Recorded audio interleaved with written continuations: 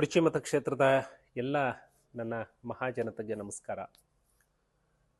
ಈ ಸರ್ಕಾರ ರೈತರಿಗೆ ಬಹಳಷ್ಟು ಅನ್ಯಾಯ ಮಾಡಿದೆ. ಕಬ್ಬಿನ ಹೋರಾಟವನ್ನು ನೀವೆಲ್ಲ ನೋಡಿದ್ರಿ. ಹೋರಾಟ ಮಾಡಿದ ಮೇಲೆ ಈಗ ಫ್ಯಾಕ್ಟ್ರಿಯವರು ಅದಕ್ಕಿಂತ ಜಾಸ್ತಿ ದುಡ್ಡು ಕೊಡ್ತೀವಿ ಅಂತ ಹೇಳ್ತಿದ್ದಾರೆ. ಅಂದರೆ ಹೋರಾಟದಲ್ಲಿ ಸ್ಪಂದಿಸಲಿಲ್ಲ.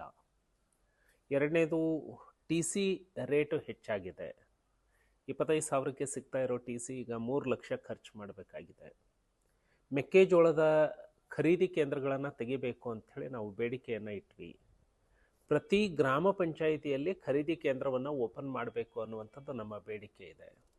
ಈ ರೀತಿ ಹಲವಾರು ವಿಷಯಗಳನ್ನು ಇಟ್ಕೊಂಡು ಈ ಸರ್ಕಾರವನ್ನು ರೈತರ ಪರವಾಗಿ ಸ್ಪಂದನೆ ಮಾಡೋದಕ್ಕೆ ಎಚ್ಚರಿಸುವ ಸಲುವಾಗಿ 9ನೇ ತಾರೀಕು ಬೆಳಗಾವಿಯಲ್ಲಿ ಬೃಹತ್ ಹೋರಾಟವನ್ನು ಇಟ್ಕೊಂಡಿದ್ದೇವೆ.